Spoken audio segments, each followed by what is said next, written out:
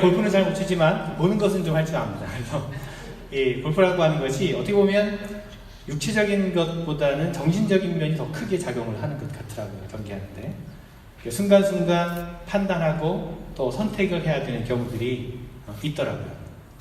공이 놓인 위치에서 목표를 향해서 다음 방향으로 나아가려면 어떻게 할 것인가 선택을 하는 겁니다. 안정적으로 칠 것인가 아니면 모험을 할 것인가 뭐 이런 순간들이 있었습니다. 우리 인생과도 참 비슷하다는 생각을 늘 하게 됩니다. 오늘 그래서 우리의 모험에 대해서, 우리 인생의 모험에 대해서 좀 제가 오늘 말씀을 좀 함께 나누려고 합니다. 여러분, 우리가 보통 모험이라고 이야기할 때 그 모험이라고 하는 단어가 주는 그 뉘앙스가 마치 그 젊은이들에게만 해당되는 혹은 뭔가 좀 여유가 있는 사람들에게만 해당되는 말처럼 들릴지 모르겠습니다. 그러나 그렇지 않습니다. 모험이라고 하는 것은 어떤 특별한 것이 아닙니다. 우리가 인생을 살아가면서 수많은 모험을 하며 우리가 살아가죠. 어쩌면 우리가 세상에 태어나는 순간부터 우리 삶의 모험은 시작된다고 할 수 있습니다. 학교에 들어가서 공부를 하는 것도 모험입니다. 서로 전혀 알지 못했던 사람이 서로 만나서 교제를 하고 결혼을 하고 가정을 이루는 것, 이것은 엄청난 모험이 아닐 수가 없습니다. 직업을 선택하는 것, 또 비즈니스를 시작하는 것, 삶의 터전을 결정하는 것 역시 모험입니다. 또한 너무나도 중요한 우리의 삶의 가치관을 결정하는 우리 신앙의 길을 선택하는 것, 우리의 믿음의 관점에서 본다면 그것은 어쩌면 영원한 운명을 좌우하는 모험의 선택이 아닐 수가 없습니다. 참으로 우리 인생은 선택과 결정이 반복되는 모험의 연속이라고 할 수 있습니다. 여러분도 여러분의 삶을 한번 돌아보시면 많은 모험의 경험들이 기억될 것입니다. 어떤 모험은 성공으로 기억되고 어떤 모험은 가슴 아픈 실패로 기억이 될 것입니다. 중요한 것은 우리 인생의 모험이 아직 끝나지 않았다라고 하는 것입니다. 우리가 죽음을 맞이할 때까지 이 모험은 계속해서 이어질 것입니다. 그렇다면 우리 인생 앞에 놓여있는 이 모험을 어떻게 우리가 받아들이고 특별히 우리가 신앙인으로서 우리가 믿음의 사람들로서 어떤 모험의 길을 가야 할 것인지를 묻는 것은 참 중요한 것입니다. 오늘 우리가 읽은 본문의 말씀은 우리가 잘 알고 있는 그런 말씀입니다. 지난 주일에도 우리가 베드로에 관한 이야기를 나눴는데요. 오늘도 베드로에 대한 이야기입니다. 베드로가 물 위를 걷다가 파도와 바람을 의식해서 다시 물속에 빠져들어간 이 실패의 장면이 바로 오늘 본문의 이야기입니다. 자, 오늘 말씀을 읽으면서 대부분의 사람들은 물 위를 걸으시는 예수님의 이적에 대해 여기에 초점을 맞추게 됩니다. 사실이 그렇습니다. 바다 위를 걸어오시는 예수님의 그 모습을 통해서 그분이 정말 하나님의 아들이심을 고백하게 되는 중요한 의미를 오늘 말씀 속에서 우리가 깨닫게 됩니다. 특별히 오늘 말씀의 베드로의 모습을 보면서 믿음이 부족한 베드로의 모습에 대해서 우리가 또 주목을 합니다. 풍랑과 파도를 무서워해서 물속에 빠져들어간 베드로의 모습을 통해서 믿음 없는 사람의 어떤 본보기로서 오늘 말씀을 우리가 이해하기도 합니다. 여러분 어떠신가요? 여러분도 아마 대부분 오늘 말씀을 읽으며 그렇게 생각하셨을 것입니다. 그러나 저는 오늘의 이 이야기를 믿음이 없는 베드로, 물에 빠진 베드로의 실패라고 하는 그런 측면에서가 아니라 베드로의 모험이라고 하는 그런 측면에서 다시 한번 생각을 해보고자 합니다. 과연 베드로의 실패라고만 우리가 이야기할 수 있을까 하는 것입니다. 아주 잠시 동안이지만 베드로가 그 물 위를 걸어갈 수 있었다라고 하는 것, 그것은 굉장한 모험이었습니다. 비록 몇 걸음 더 가지 못해서 다시 물에 빠져 버리긴 했지만 그러나 그 후에 베드로는 자신의 삶을 돌이켜볼 때 잠시 동안 자신이 물 위를 걸어갈 수 있었다라고 하는 그 순간의 경험, 그 감격을 아마 평생 잊어버리지 못했을 것입니다. 그것은 분명한 대단한 모험이었습니다. 오늘 본문의 말씀을 묵상하며 책으로 썼던 윌로우 크리크의 존 월트버그 목사님은요, 그 책에 이런 제목을 붙였습니다. 당신이 물 위를 걸어가기를 원하거든 배 위에서 뛰쳐나오라. 당신이 물 위를 걸어가기를 원한다면 배 위에서 뛰쳐나오라. 물 위를 걷기 위해서는 배에서 나와야 한다는 것입니다. 두 종류의 인생이 있습니다. 내가 타고 있는 배가 가라앉을 것을 의식하면서도 그 빠져들어가는 배가 안전하다고 생각을 하고 뱃머리를 잡고 붙잡고 앉아있는 사람이 있는 그런 인생이 있는가 하면 파도와 바람을 보면서도 과감하게 배 바깥으로 뛰어나가는 인생이 있습니다. 아직 아무도 시도해보지 않은 길을 나서기를 두려워하는 사람은 무리를 걸어갈 수가 없습니다. 무리를 걸어오시는 예수님을 바라보고 자신도 무리를 걷기를 원하여 바다 위로 발을 내디뎠던 이 베드로의 모습을 우리는 모험이라고 하는 측면에서 다시 생각할 만한 필요가 있을 것입니다.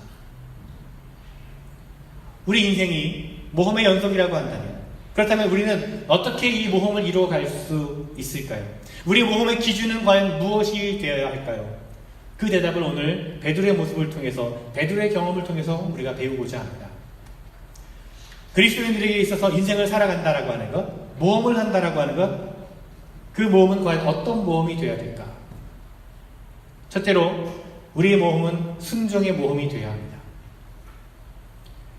오늘 말씀에 나타난 베드로의 실패를 우리가 비난하기에 앞서서 그 모험의 동기를 우리는 칭찬할 필요가 있습니다. 28절의 말씀을 다시 한번 읽어보면 베드로가 대답하여 이르되 주여 만일 주님이시여거든 나를 명하사 물 위로 오라 하소서 하니.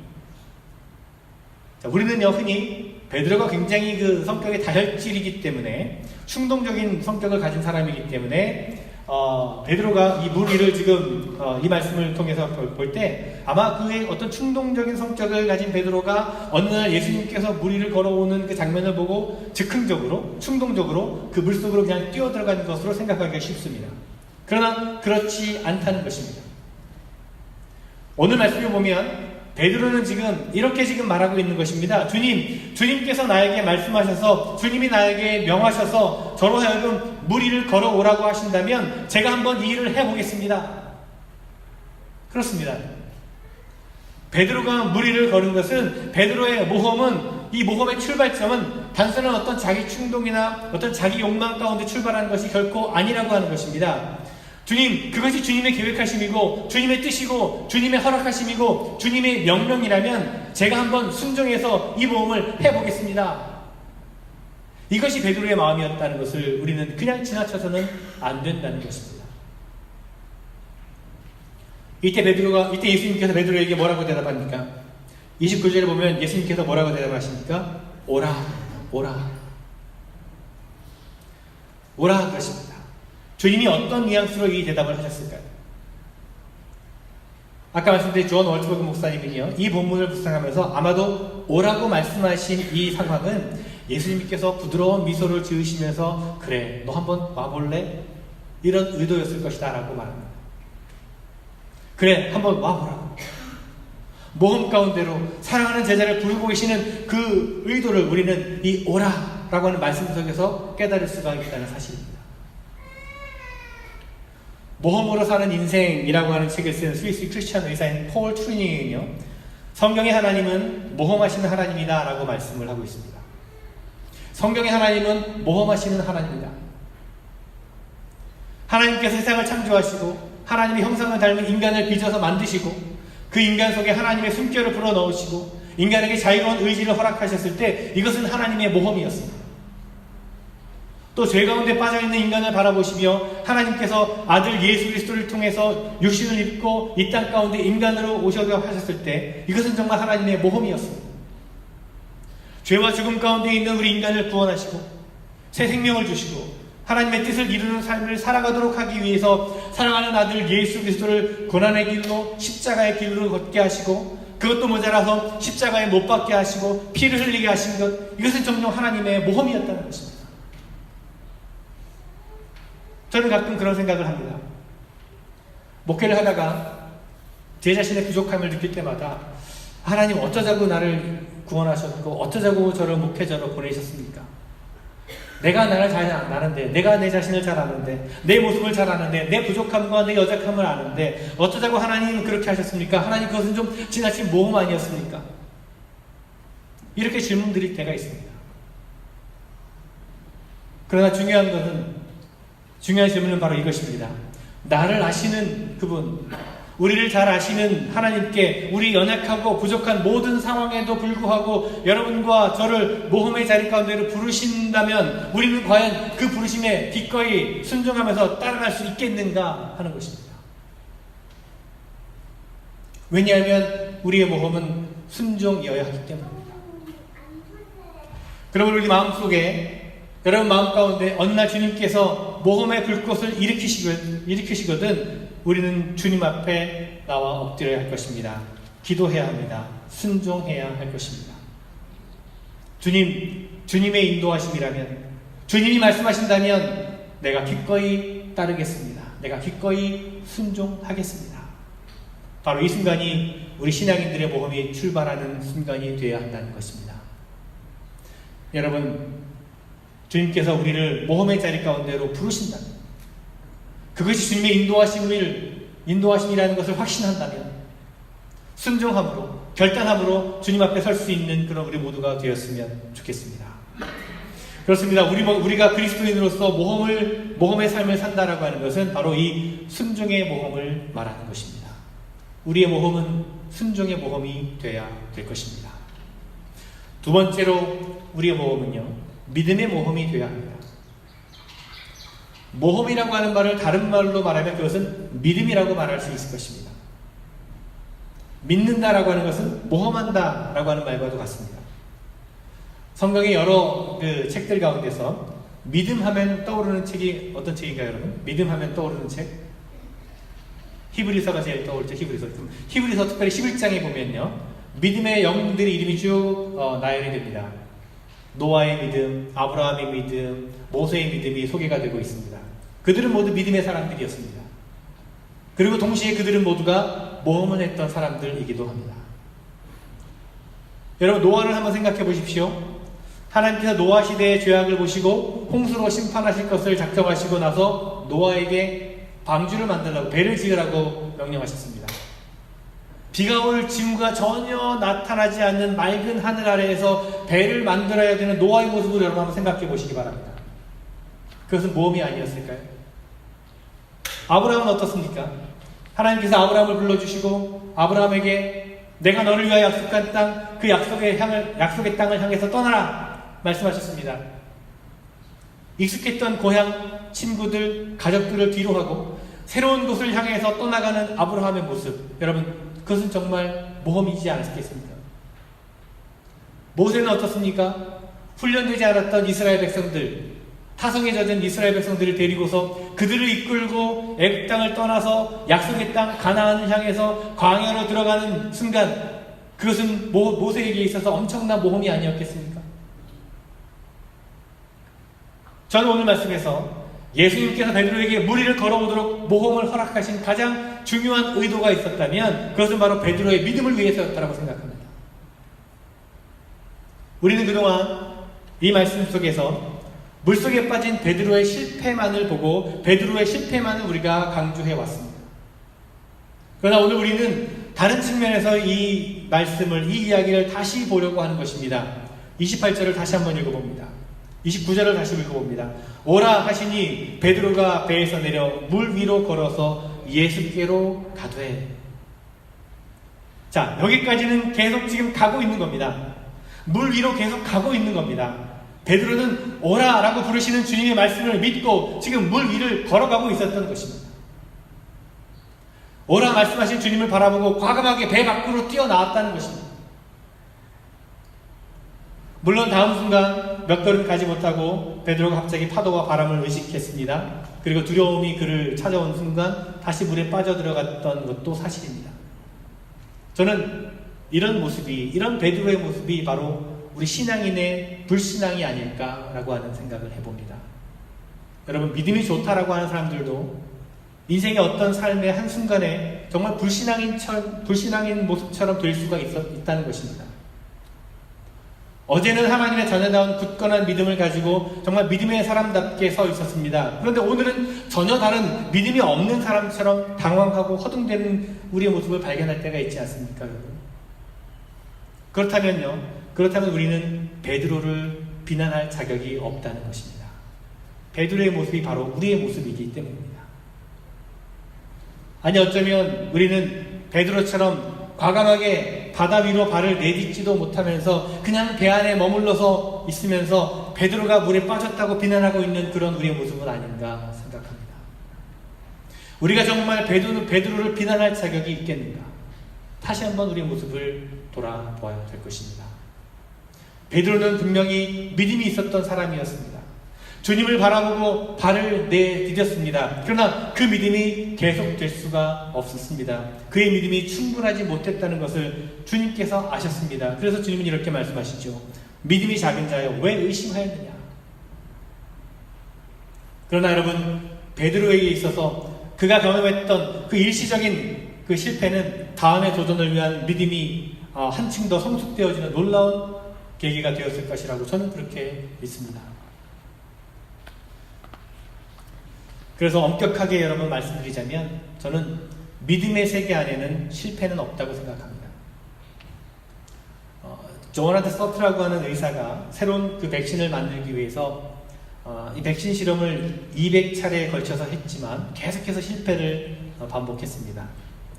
200번째 실험에 이제 실패했을 때 누군가 굉장히 기아냥거리면서 이런 질문을 던졌다고 합니다. 선생님, 200번씩이나 실패하신 소감이 과연 어떻습니까? 이때 이 조나단 서트 박사는 이런 대답을 했다고 합니다. 아니, 실패라니요?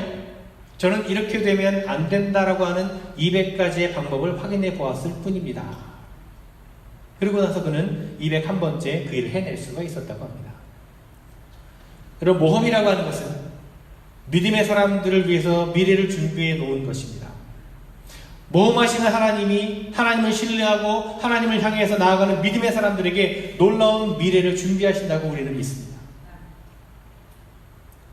믿음의 모험을 하는 사람들이란 오라 하시는 주님의 말씀을 듣고 믿음의 길로 들어선 사람들입니다. 두려워서 한 걸음도 바다 위로 발을 내딛지 못하고 배 안에 머물러 있는 것이 아니라 주님을 신뢰하고 과감하게 나서는 사람들이 바로 믿음의 모험을 하는 사람들이라는 것입니다. 인생의 환란이 닥쳐올 때 비록 그 믿음이 흔들린다 할지라도 그것은 실패가 아니라 우리의 믿음이 더욱더 성숙되어지는 기회라는 것을 잘 알고 있는 사람들, 그들이 바로 믿음의 모험을 떠나는 사람들이라는 것입니다. 여러분, 주님께서 저와 여러분을 모험의 무대 가운데로 우리를 부르실 때 주님의 말씀을 붙잡고 그분을 신뢰하며 믿음으로 그 모험의 장에 들어설 수 있는 우리 모두가 되었으면 좋겠습니다. 아멘. 그래서 우리의 모험은 믿음의 모험이 되어야 합니다. 마지막 세 번째로 우리의 모험은 사랑의 모험이 되어야 합니다. 오늘 말씀에서 이 일이 베드로에게 일어난 더 깊은 어떤 동기를 우리가 살펴보지 않을 수가 없습니다. 왜 예수님께서 베드로에게 이런 사건을 경험하도록 허용하셨을까? 저는 그것은 사랑 때문이라고 생각합니다. 주님께서 베드로를 사랑하셨기 때문에 이런 일을 경험하게 하신 것입니다. 베드로가 물속에 빠져들어가는 그 순간에 주여 나를 구원하소서 라고 소리를 치죠. 이때 예수님께서 어떻게 응답하십니까? 31절에 보면 예수님께서 즉시 손을 내밀어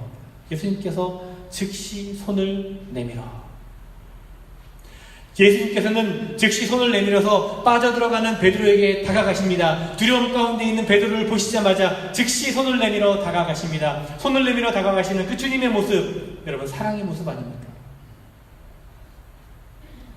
우리는 오늘 이 말씀 가운데서 주님의 사랑을 볼 수가 있습니다. 그 사랑 때문에 이 모든 사건이 지금 허용되고 있었다는 것입니다. 비록 잠시의 실패가 있었지만 그 실패를 통해서 더욱더 강해질 수가 있고 더욱더 성숙할 수 있는 베드로의 모습을 기대하시면서 주님께서 주시는 그 사랑의 테스트였다는 것을 우리는 오늘 말씀 가운데 볼 수가 있어야 합니다. 세계 교회에 참 좋은 모델이 되고 있는 교회 가운데 새들백 교회가 있습니다. 캘리포니아에 있는. 저도 한번 가본 적이 있는데 이 교회가 세계적으로 모험적인 교회가 될 수 있었던 중요한 이유 가운데 하나는 교회 안에서 실패를 허용하는 분위기가 만들어져 있었다는 것입니다. 근데 가만 보면 많은 교회들이 교회 안에서 실패를 허용하려고 하진 않습니다. 실패하면 용납하고 감싸주는 것이 아니라 오히려 더 그것을 들추어내고 또 비난하는 그런 모습이 더 많습니다. 여러분, 그래서는 변화될 수가 없습니다. 그래서는 성숙해질 수가 없다는 것입니다. 변화하고 성숙해지는 에너지는 어디에서 나오는 것입니까? 그것은 바로 사랑이라고 생각합니다. 나를 사랑하는 분이 계시고 내가 사랑하는 사람들이 있고 그 사랑을 확신한다면 우리는 어떤 모험이라도 시도할 수 있다고 생각합니다. 하나님께서 하나님의 형상대로 인간을 지으시고 그 인생 가운데 숨결을 불어넣으시고 그리고 인간에게 선택할 수 있는 기회를 선물로 허용하신 것, 그것은 우리 인간을 너무나 사랑하신 하나님의 사랑의 모험이었습니다. 그 외아들 예수 그리스도를 십자가에 내어주시고 십자가 위에서 그 피를 흘리는 그 모습을 보고 있는 아버지 하나님의 모습, 그러나 사랑하는 아들의 희생을 통해서 더 많은 인생이 그 피로 구원함을 얻고 새로운 인생을 살 수 있게 된 그 모습을 기대하시고 바라보시는 하나님의 그 애틋한 사랑이 바로 십자가 위에서의 사랑의 모험을 가능하게 만들었다는 것입니다. 여러분 앞에 어떤 인생이 놓여 있습니까? 2019년 한 해를 시작하면서 여러분 앞에 어떤 삶이 예비되어 있습니까? 어떤 삶을 계획하고 준비하고 계십니까? 혹시 바람과 파도가 무서워서 배 바깥으로 나아가지 못하고 뱃머리만 붙들고 있는 여러분의 모습은 아닙니까? 어차피 깨어지고 가라앉을 배라면 저 파도 속에서, 저 바람 속에서 나를 부르시는 주님의 음성을 들을 수가 있다면 그 주님을 바라보고 배 바깥으로 발을 옮겨 놓을 모험을 여러분 시도해 보시지 않겠습니까? 물론 두려울 것입니다. 베드로도 두려워했습니다. 실패할 때도 있을 것입니다. 베드로도 실패했습니다. 그렇지만 손을 내밀어 우리를 붙잡아 주시는 주님의 계심을 우리가 늘 기억했으면 좋겠습니다. 그 주님은 언제나 우리를 도우시기 위해 우리 옆에 계십니다. 그 주님이 함께 하신다면 뭐 파도가 별거 있겠습니까? 어떤 풍랑이 일어도 별거 있겠습니까? 이제 우리는 배에서 뛰어나와 파도 속으로 뛰어들면서 이렇게 말할 수 있어야 할 것입니다. 주님이 함께 하신다면, 주님이 내 손 붙잡아 주신다면 내가 가겠습니다. 내가 하겠습니다. 여러분, 우리 인생 앞에 놓인 인생의 바다를 두려워하지 마시고 모험 가운데로 우리를 부르시는 주님을 바라보시며 믿음으로 또 순종함으로 그리고 사랑함으로 담대하게 그 부르심에 응답하는 모험의 발걸음을 내딛는 여러분 모두가 되시기를 간절히 바랍니다. 되시기를 간절히 바랍니다. 되시기를